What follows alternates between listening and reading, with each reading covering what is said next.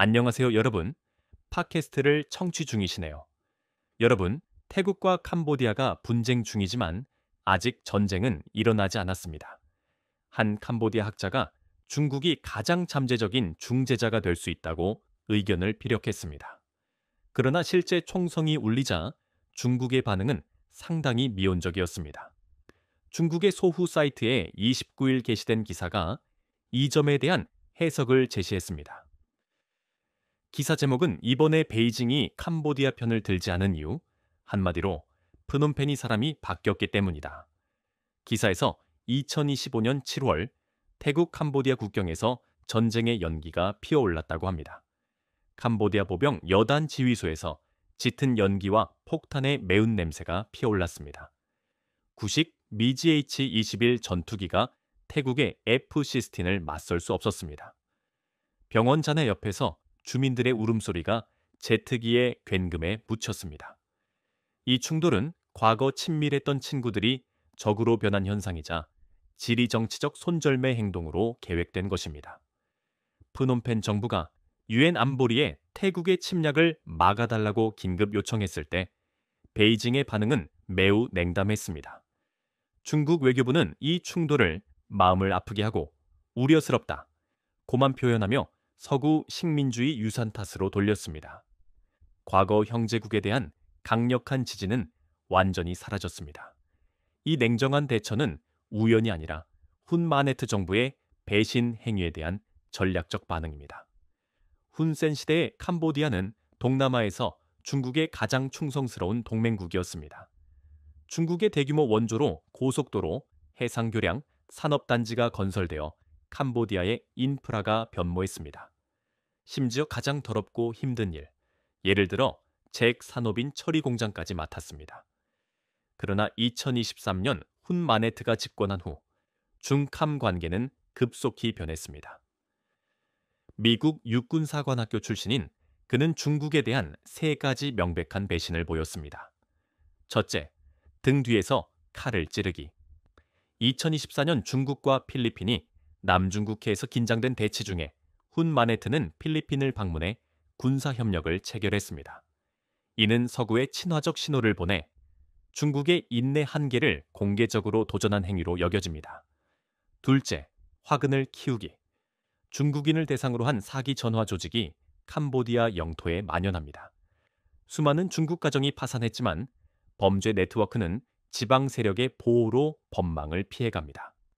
이는 중캄 간 신뢰를 심각하게 훼손했습니다. 셋째, 전략적 동요.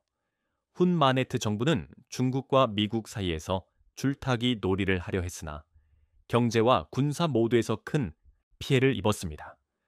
1.2억 달러 규모의 태양광 전기 주문이 미국의 35.21% 징벌 관세로 취소되어 12천 명의 캄보디아 노동자가 실직했습니다. 이는 캄보디아 제조업에 심각한 타격을 주었습니다. 이러한 모호한 움직임이 태국에 국경 군사 행동의 기회를 제공했으며 베이징의 냉담한 반응의 원인이 되었습니다. 반면 태국은 현명한 계산, 성공적인 외교로 중타의 관계가 따뜻해졌습니다. 훈마네트 정부의 전략적 실수와 대조적으로 태국 외교는 더 현명했습니다. 패통탄 집권 후 빠르게 행동했습니다. 온라인 사기 범죄를 강력히 단속하고 중국 관광객에게 안전 여권을 발급하며 고속철도 건설, 디지털 경제 등 17개 협력을 중국과 체결했습니다. 중요한 점은 태캄 충돌 발발 후 태국이 대화를 적극 제한해 주도권을 쥐고 제3자 개입을 피하며 국제사회의 공감을 얻었다는 것입니다.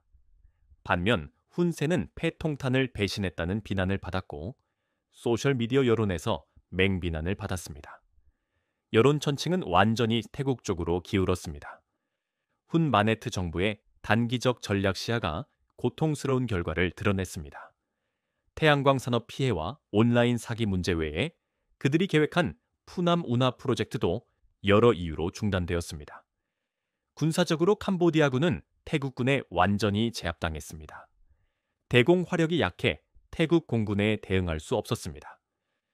며칠 만에 태국군은 프레아 비에아 사원 분쟁 지역을 장악하고 캄보디아 보급로를 차단했습니다. 훈센의 유탄포로 그들을 몰아내겠다. 는 호기로운 말은 현대 전쟁 현실에서 웃음거리가 되었습니다. 중국은 전략적 손절매를 통해 이익을 최대화하며 중립을 지켰습니다. 택함 충돌에서 중국의 냉정한 대처는 동남아 지리정치 투쟁에서 중국에 침착하고 성숙한 전략을 보여줍니다.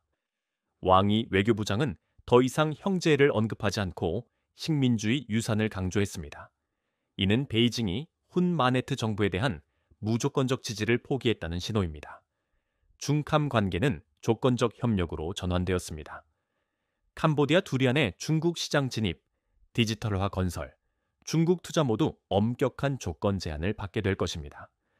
캄보디아 주재 중국 대사관은 중국 국민의 안전을 최우선으로 하여 충돌 지역의 적색 경보를 발령하고 중국 국민의 즉시 철수를 요구했습니다. 베이징의 관점에서 동남아 체스판에서 중립 자세가 본인 이익을 가장 크게 지킬 수 있습니다. 태국의 에이세안 교통 허브 역할 가치가 점점 부각되고 있습니다. 반면 캄보디아의 동요는 그들을 버릴 수 있는 말로 전락시켰습니다. 훈 마네트의 생사 선택, 단기 전략 시야의 쓴맛, 그리고 불확실한 미래. 택함 국경이 총영기로 뒤덮인 것은 훈 마네트 정부의 단기 전략 시야의 쓴맛입니다. 캄보디아 두리안 판매가 느려지고 디지털화 과정이 방해받으며 기대했던 외부 지지도 거품처럼 사라졌습니다. 훈 마네트의 균형술은 완전히 파산했습니다. 그는 잔인한 선택에 직면했습니다. 미국 편으로 계속가거나 실제 행동으로 전환하는 것, 예를 들어 푸남 운하 소유권 제한을 해제하고 온라인 사기 산업을 근절하여 베이징의 신뢰를 회복하는 것입니다. 베이징의 손에는 여전히 캄보디아 상황을 바꿀 수 있는 패가 있습니다. 하지만 이 패들은 더 이상 형제 때문에 무조건 제공되지 않고 국가 이익을 우선으로 고려될 것입니다. 역사적 저울은 투기꾼을 용서하지 않습니다. 훈센 부자의 미국과 중국 사이 줄타기 환상은 결국 파산했습니다. 훈 마네트가 이 점을 인식할 수 있는지가 캄보디아의 미래 운명을 결정할 것입니다. 여러분, 위는 중국인의 관점에서 이번에 중국이 캄보디아에 냉담하게 반응한 이유에 대한 것입니다. 여기서 나는 기사의 한 점만 논쟁하고자 합니다. 마지막 부분에서 캄보디아의 현재 결과가 미국과 중국 사이 균형을 추구한 줄타기 때문이라고 말합니다. 이 사람의 논리에 따르면 캄보디아는 한쪽으로 완전히 기울어야 좋다는 것입니다. 하지만 내가 보기에 오늘날 캄보디아에 일어나는 일은 실제로 오랜 기간 중국에 과도하게 기울었기 때문입니다. 2012년부터 중국 편에 서서 아세안이 남중국해에서 중국을 반대하는 공동성명을 막았고, 이는 많은 아세안 국가, 특히 이웃 베트남의 의심을 불러일으켰습니다.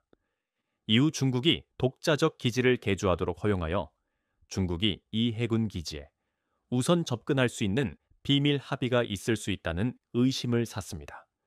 이어 베트남의 우려에도 불구하고 푸남 운하 건설을 추진하고 라오스와 베트남과의 삼각개발 합의에서 탈퇴하는 등 이웃을 자극하는 일련의 행동을 했습니다. 푸남 운하 건설의 경우 작년에 많은 중국인들이 이것을 고명한 전략이라고 칭찬했습니다. 그들은 이 운하가 완성되면 중국 남서부 산악지대에서 배를 타고 베트남을 거치지 않고 남중국해로 직행할 수 있다고 상상했습니다.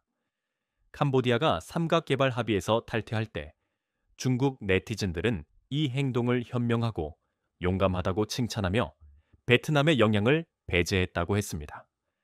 그러나 택함이 싸우자 중국 정부가 냉정하게 반응하자 이 기사 저자는 이를 캄보디아가 중국을 여러 번 배신했기 때문이라고 해석합니다.